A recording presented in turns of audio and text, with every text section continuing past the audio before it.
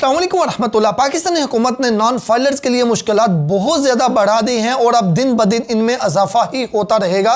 तो ऐसे सिचुएशन में अब हर एक पाकिस्तानी के लिए जानना बहुत ज़रूरी है, चाहे वो पाकिस्तान के अंदर है या ओवरसीज़ पाकिस्तान या पाकिस्तान से बाहर है, उससे इल्म होना चाहिए कि फ़ाइलर और नॉन फाइलर होते क्या हैं, फ़ाइलर बनने के लिए क्या करना होता है और किस किस का फ़ाइलर बनना ज़रूरी होता है, इन दोनों के फाइलर और नॉन फाइलर के फ़वाइद और नुकसानात क्या हैं। ये सारी चीज़ें बेसिक इन्फॉर्मेशन हर एक पाकिस्तानी को इल्म होनी चाहिए, जो मैं अभी आपको बिल्कुल सिंपल वर्ड्स में एक्सप्लेन करता हूँ। अच्छा, सबसे पहले मैं आपको ये बता दूं कि फाइलर और नॉन फाइलर कौन होते हैं। फाइलर वो बंदा होता है जिसने साल के एंड पे गवर्नमेंट को बताया, अपने गुशवारों की सूरत में गुशवारे जमा करवा के, यानी कि एक साल के एंड पे आपने गवर्नमेंट को बताना होता है, आपने एफबीआर को बताना होता है कि इस साल में जो साल गुजरा है आपने एक साल के अंदर कितना पैसा कमाया, और वो आपने गुशवारों की सूरत में बताना होता है। और फिर जितना पैसा आपने कमाया, अगर तो उन पैसों के ऊपर टैक्स बनता है तो वो फिर आपने टैक्स भी जमा करवाना है। अगर वो टैक्स नहीं बनता, यानी कि एक डिजिट है, एक अमाउंट है जो कि 6 लाख है, अगर एक साल के अंदर आप 6 लाख से कम पैसे कमाते हैं या 6 लाख तक कमाते हैं, तो फिर आपको किसी किस्म का कोई भी टैक्स देने की ज़रूरत नहीं पड़ेगी। आप वैसे ही अपने गुशवारे जमा करवा के आप एक्टिव लिस्ट में आ जाएंगे एफबीआर के, आप अपना इनकम टैक्स रिटर्न कर देंगे तो आप एक्टिव लिस्ट में आ जाएंगे और आप फाइलर बन जाएंगे और आप फाइलर के सारे फ़वाइद हासिल कर सकेंगे बिना कोई टैक्स दिए। फ़वाइद भी आगे चल के मैं बताता हूँ। और लेकिन अगर आपने एक साल के अंदर जो कमाया वो 6 लाख से तजावज़ कर जाता है, 6 लाख से ज़्यादा बनता है, तो फिर उसके ऊपर अमाउंट रखी गई है। 6 लाख से ऊपर जो अमाउंट होगी वो लिमिट है 6 लाख से 12 लाख, फिर 12 से 24। इसमें मैं कैलकुलेशन पे एक अलग से वीडियो बना चुका हूँ।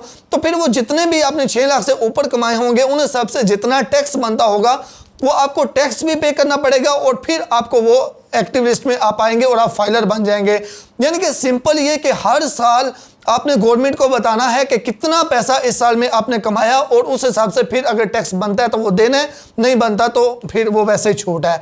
अच्छा, अब इसमें एक और अहम चीज़ यहाँ पे आती है कि फॉर एग्जांपल आपने पैसे 12 लाख रुपए कमाए एक साल में, लेकिन आप वो टैक्स से बचने के लिए गवर्नमेंट को ये बताते हैं मैंने 6 लाख बनाए, तो फिर क्या होगा, यानी कि 6 लाख आप बताते हैं तो फिर क्या होगा।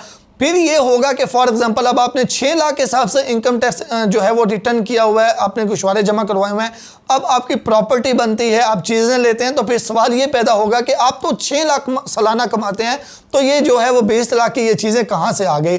तो इसलिए ये भी बताना ज़रूर, जितना आप कमाते हैं उतना बताना ज़रूरी होता है। तो हर साल जो बंदा अपने जो है वो रिटर्न जमा करवाता है, गुशवारे जमा करवाता है, उस हिसाब से टैक्स देता है, वो फाइलर बन जाता है। और जो ये नहीं करता, जो अपना इनकम टैक्स रिटर्न नहीं करता, गुशवारे जमा नहीं करवाता, वो नॉन फाइलर होता है। अब फाइलर और नॉन फाइलर में फ़ायदे क्या हैं। जो नॉन फाइलर हैं, जैसा कि मैं पहले भी वीडियो में बता चुका हूं कि अब आने वाले दिनों में बजट 2024-2025 में ये सफरी पाबंदियां भी लगाएंगे।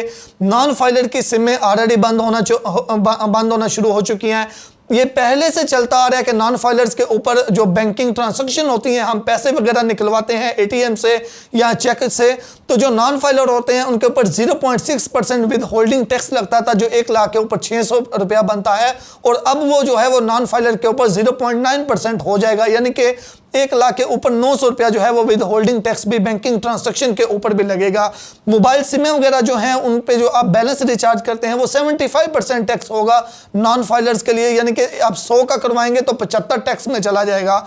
उसके बाद प्रॉपर्टी की खरीदो फरोख्त जो होती है उसमें भी जो नॉन फाइलर होते हैं उनके ऊपर टैक्स ज़्यादा होता है। गाड़ियों की खरीदो फरोख्त जो है उनके ऊपर भी टैक्स ज़्यादा होता है। इस तरह जहाँ जहाँ पे भी टैक्स की बात होती है वहाँ पे जो है वो नॉन फाइलर जो होता है उसके ऊपर टैक्स भी ज़्यादा लगता है और उसको नुकसान उठाना पड़ता है। जबकि अगर आप फाइलर हैं तो ये सारी चीज़ें जो हैं वो आपको बेनिफिट में आ जाता है, विद होल्डिंग टैक्स नहीं लगता, बैंकिंग ट्रांजैक्शन पे सफरी पाबंदी नहीं होगी, उसके अलावा सिमें बंद नहीं होंगी, उसके अलावा जो प्रॉपर्टी खरीदो फरोख्त है उसके ऊपर टैक्स कम होगा, गाड़ियों की खरीदो फरोख्त पे कम होगा।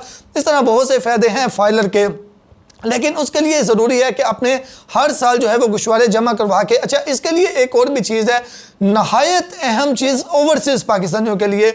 ओवरसीज़ पाकिस्तानियों के लिए किसी किस्म की कोई लिमिट नहीं है। आप 1 लाख रुपया सालाना कमाते हैं, आप 1 करोड़ रुपया सालाना कमाते हैं, या आप 10 करोड़ रुपया सालाना कमाते हैं, आपको जो है वो किसी किस्म का कोई टैक्स देने की ज़रूरत नहीं है।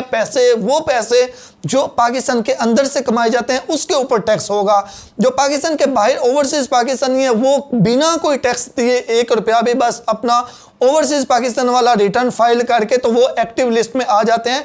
तो मैं पहले से कहता आ रहा हूं कि हर एक ओवरसीज पाकिस्तानी को तो सोचना ही नहीं चाहिए फाइलर होने के लिए, उसे तो लाजमी तौर पे हो जाना चाहिए, क्योंकि उसने तो कोई किसी किस्म का टैक्स कुछ भी नहीं देना। तो ये ओवरसीज के लिए ये फैसिलिटी है कि वो बिना कुछ दिए ही फाइलर बन सकते हैं और सारी सर्विसेज से फ़ायदा उठा सकते हैं। अच्छा, जो पाकिस्तान के अंदर, अच्छा यहाँ पे एक और अहम चीज़ भी मैं आपको बताता चलूँ कि जो ओवरसीज पाकिस्तानी जिन्होंने पाकिस्तान के अंदर इन्वेस्टमेंट की हुई है, किसी भी सूरत में प्रॉपर्टी में इन्वेस्ट किया हुआ है या फिर कोई यानी कि बैंकिंग स्कीम है उसमें इन्वेस्ट किया हुआ है, तो पाकिस्तान के अंदर से जो उनको प्रॉफिट होगा उसके ऊपर ज़रूर वो टैक्स उनको देना पड़ेगा। तो ये बेसिक डिफरेंस था फाइलर और नॉन फाइलर का। और फाइलर बनना कैसे होता है, इसके लिए आपने अपना एनटीएन बनाना होता है, वो ऑनलाइन, ये सब कुछ यानी कि आप ऑनलाइन कर सकते हैं। लेकिन मैं रिकमेंड क्या करूंगा, मैं आपको क्या मशवरा दूंगा, ज़्यादा बेहतर ये है कि आपका कोई भी दोस्त है, लायर है, आप उससे मशवरा करें, वो आपको बेहतर गाइड करेगा। क्योंकि आप खुद से करेंगे, आप इस बारे में इतना एफबीआर के बारे में, टैक्सेस के बारे में इंफॉर्मेशन नहीं रखते होंगे। इस पे मैं भी वैसे step by step information share करता रहूँगा। एनटीएन बनाने की वीडियो मैं ऑलरेडी यूट्यूब पे शेयर कर चुका हूँ।